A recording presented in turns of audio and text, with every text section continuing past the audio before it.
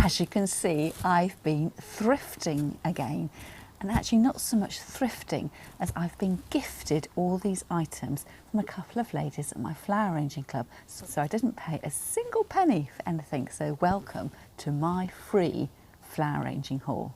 And if you don't know me, I'm Julie, the florist that teaches, and here on my YouTube channel I share all sorts of flower arranging hints and tips as well as crafting projects to enjoy at home. First out of my box are some dried materials which I think originally may have come from South Africa. These look like fun.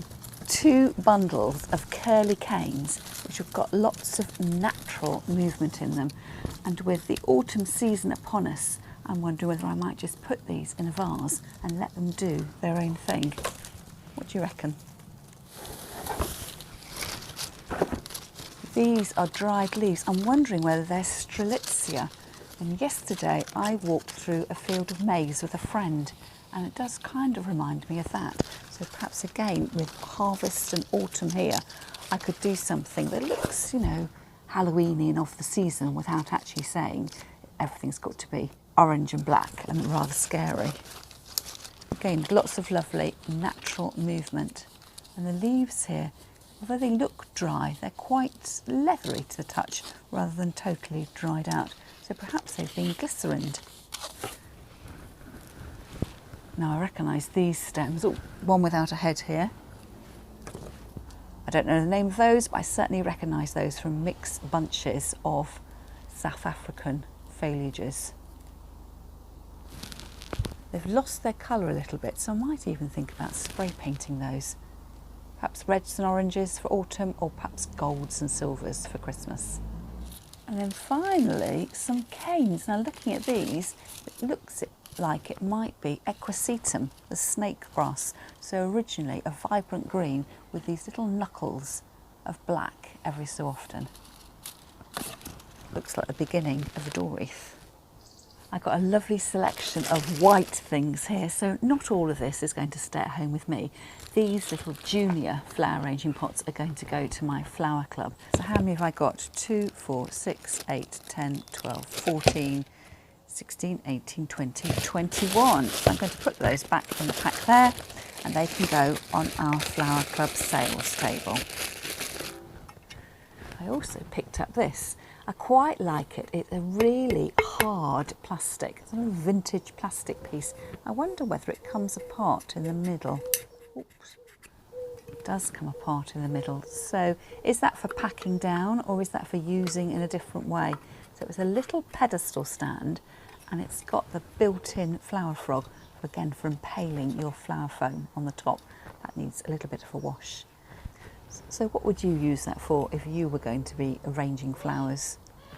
And then more plastic, a fish with a shell on its tail. So this looks very similar to sort of Dartmouth pottery, where you had lots of fish shapes. So I don't know how old this will be. 1960s, do you reckon? Let me know in the comments and tell me what you think. So again, a little bit of flower foam at the top. Oh, I'm just wondering what it says there. Oh, made in Hong Kong, I think. Again, it needs a good old wash, and I'll put that up on my shelf as a bit of flower arranging memorabilia. And this is a beautiful textured swan. It just caught my eye in my friend's cellar. So you may remember that there's some swan vases that actually you could put flowers in. This one isn't a vase at all. It's purely an ornament, but won't that look great? So I'll have to see if I can dig out my other swans and make a little family of them. And then quite a large modern watering can. I haven't actually made sure it's watertight, but there was another can my friend had in her cellar, and it had a hole in the bottom, so it purely was for decorative purposes. So I don't know whether this will be watertight. I'll have to test it out and see, but I can certainly see it's got a hole for the water to the spout. But I quite like this. It's in that modern farmhouse style with a little bit of the faux enamelware on the side. So I might use this for conditioning my flowers in, for decoration, or perhaps I use it as a plant pot. Imagine one of those really compact big-headed chrysanthemum bushes. I also picked up a couple of lanterns. This one is in stainless steel. Not quite sure how to open the door. Oh, there we go. With a little candle in it. I might pass that on to the charity shop. And then this one here a little lime green lantern as well. I think I might even think about spray painting that so it fits in more with the decor I've got at home. And then the rest of the bag is mainly flower foam. So I've just said that florists and flower arrangers are trying to move away from using flower foam, but it certainly still is very popular in my flower club. And rather than just binning all of this, somebody might as well get some use out of it. So here I've got a pack of wedding bell bouquet holders. Actually, I think these are dry foam, so that would be for silk flowers and dried flowers. So the foam, although it's green, has got a slightly crunchier, denser texture. And some Oasis rounds. These ones have got a brown tinge to them, and I'm thinking that that might be because they are aged, so they may not take up water quite so well, so it'd be a bit of trial and error, but they are designed to fit right inside those junior flower arranging pots. And there'll be I think there'll be 3 in this pack, so they need to be unwrapped. Then a dry foam ball, always handy for Christmas projects. Imagine putting a stem on it and making your own topiary tree. Funeral trays always come in handy, not just for funerals, but for long and low table arrangements, particularly handy if you're decorating at Christmas and you want to have a fresh flower arrangement running along your mantelpiece. And some more of the little cylinders there, so that's what they should look like. And again, they fit perfectly inside these little junior flower arranging trays. And then some bigger pieces of Oasis. Some little posy pads here, again starting to age a little bit. But they'll be good for using at Flower Club. And then funeral tributes, or if you want to make heart shape arrangement, perhaps at Valentine's Day to hang on your front door. So that is with the hard foam at the bottom and then the flower foam up at the top. So when you come to soak this, you either need to turn upside down in a huge bowl of water or gently start to drip water in from your tap. And a small heart as well. I wonder if that came right from the middle there. And an even bigger heart, all wrapped up to keep it protected. A can of leaf shine. So this feels like it's really, really full and they're great to use if you're using fatsy leaves in your arrangements or aspidistra, something where you want to give a lovely glow and shine. And it's also really good for houseplants as well if you think that they need a little bit of a zhuzh up. And then the last thing I've got is a bag of artificial fruit, which makes me laugh because we have a bunch of artificial grapes hanging up above my head, which must have been on my pergola for years and years. So there's some grapes, you can imagine that if you were doing an arrangement, perhaps tumbling down over the side of your bowl, that would be really handy. And I've got some other fruit as well. So there's apples. So if you are entering flower arranging competitions, these are plastic fruit and you'll get marks deducted. You might even be disqualified from the class because it's natural plant material. So you can put fake materials in, but they would have to be based on natural plant materials. So, wooden blocks or things that have been made out of leaves and things like that. But always do make sure you check your show schedule and definitions. I'm not an expert in competitions, but just be wary of using plastic fruit if you are entering a local competition. So I've got apples here. They've got holes in them. Looks like someone's drilled holes in them. I don't quite know. Perhaps that was for inserting skewers in, perhaps. So they sort of looked more natural in an arrangement. So the pears look quite true to life. The little pears quite true to life in terms of their colour. The bigger one looks quite true to life, but perhaps that apple now has just needs a bit of a spray paint job. And the thing to do here is either try and replicate the colour of an apple or just go totally overboard and at Christmas time just paint it silver or gold. And it looks like these grapes have got a little bit of mildew on them. And I nearly forgot, I was saving the best till last. Look at this, a lovely little windowsill vase, and there's some reels of wire in there too, and some little marbles which are quite handy to hold flowers in a glass vase, just a little bit decorative. But That vase is absolutely lovely. I'm just wondering whether I can see any. I just think it says made in England on the bottom. Now that I've unpacked all my treasures, the first thing I'm going to do is to give them a good wash, as they've been in storage for several years. Obviously, I've been very lucky to have been gifted all these items, but if you'd like to source similar kinds of things, I'll leave links to them in the show notes underneath the video. When washing up, I've discovered that the larger pears and the apple have had holes drilled on both sides. I think probably so that string could be threaded through them to make a garland, and that just makes it slightly tricky when I'm washing them up because they're filled with water, so I can't use them or decorate with them until I've made sure that all the water is drained out. I don't think the two white plastic pedestals are ever going to be sparkling clean. They've got little bits of dried on oasis in them, and also some of the tacky floral fix as well, but I'm just going to give them a freshen up.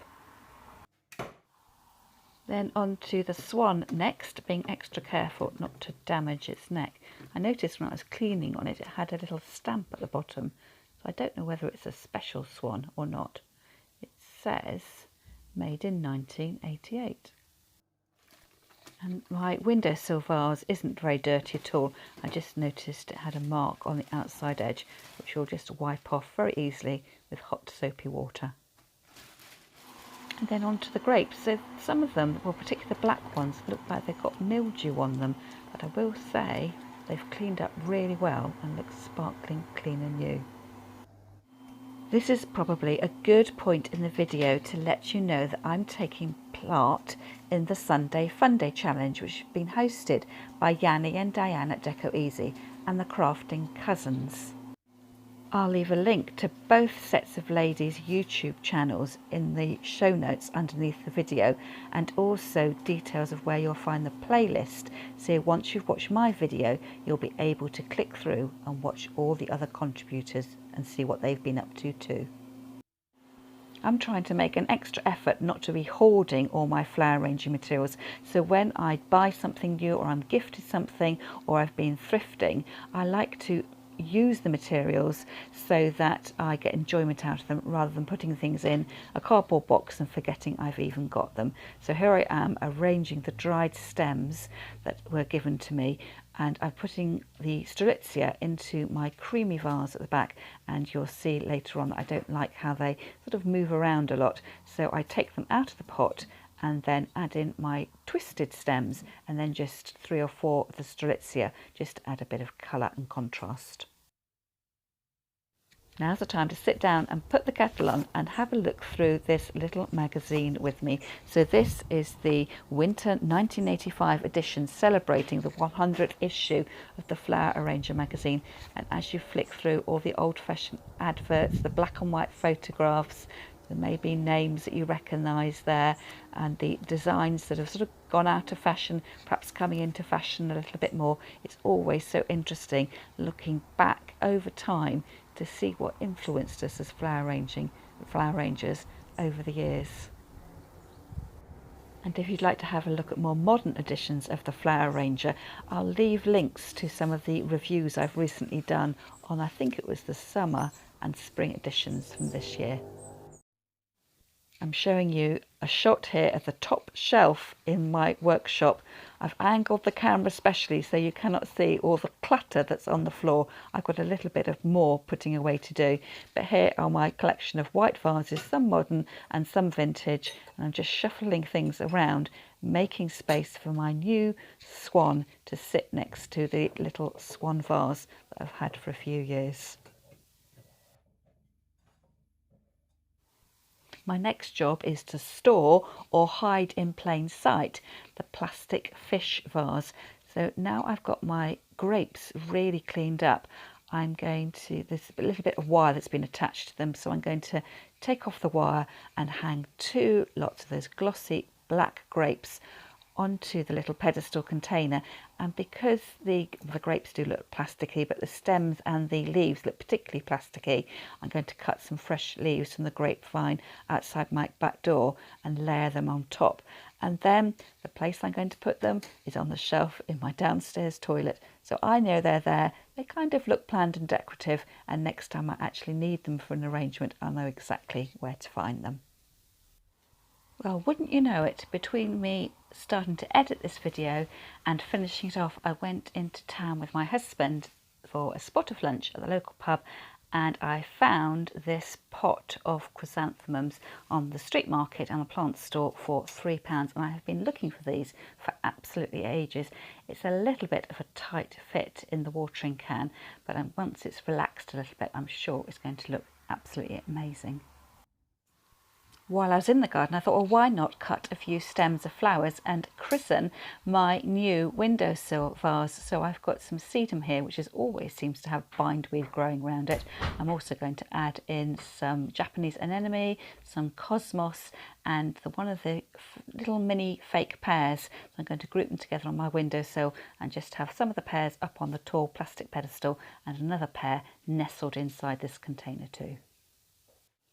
Thanks for watching to the end of the video, and don't forget to give it a thumbs up if you've enjoyed it, subscribe to my channel, and why don't you tell me in the comments what your favourite thrifted flower arranging containers are, and while you're at it, let me know whether you belong to a flower club and whereabouts in the world you are. That's all from me for now, and I'll see you again next time.